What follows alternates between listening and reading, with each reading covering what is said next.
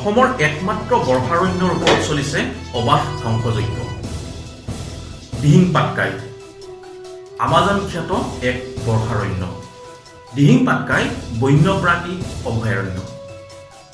বৰ্ষাৰণ্যৰ কাষে কাষে ক'লা হীৰা তথা কয়লাৰে পৰিপূৰ্ণ পাহাৰ। নামদাং আৰু আৰধৰা পাহাৰ অঞ্চলত চলি আছে বনজ সম্পদৰ ওপৰত ধ্বংসযজ্ঞ।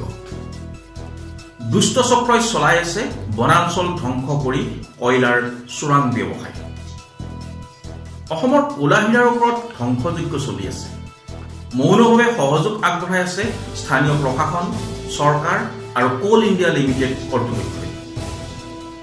অৰুণাচল প্ৰদেশৰ কয়লা সাম্ৰাজ্য খাৰচাঙৰ পৰা লাল পাহাৰ, লিডু, বৰগোলাইলৈকে অব্যাহত থকা কয়লা খনন হৈয়ে আছে।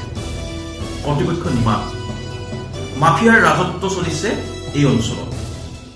খাৰচাঙৰ কয়লা ক্ষেত্ৰ কোনো কোম্পানীৰ অধীনত নথকাৰ সুযোগ গ্ৰহণ কৰিছে কয়লা মাফিয়া চক্ৰই।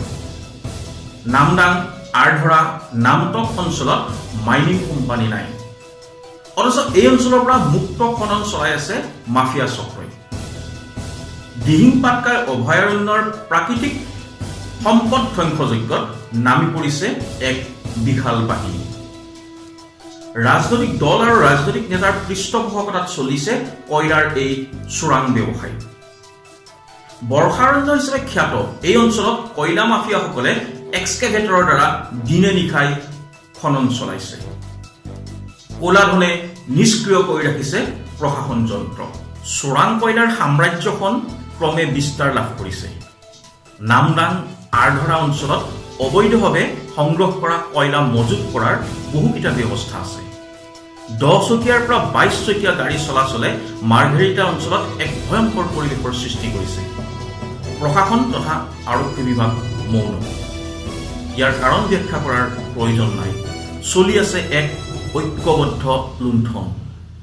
অসমৰ একমাত্ৰ বৰ্ষাৰণ্যখনত চলি থকা ধ্বংসযজ্ঞ সৰ্বানন্দ সোণোৱাল চৰকাৰৰ দৃষ্টিগোচৰ হ'বনে? মাফিয়া চক্ৰৰ বিৰুদ্ধে ব্যৱস্থা গ্ৰহণ কৰিবলৈ চৰকাৰৰ গৃহ বিভাগে সাহস কৰিবনে? নিউজ এছএনে অবৈধ কয়লা খননৰ ওপৰত এখন এখনকৈ প্ৰতিবেদন দাঙি ধৰিম। আশা কৰিম চৰকাৰখনে মাফিয়া চক্ৰৰ বিৰুদ্ধে থিয় হ'ব।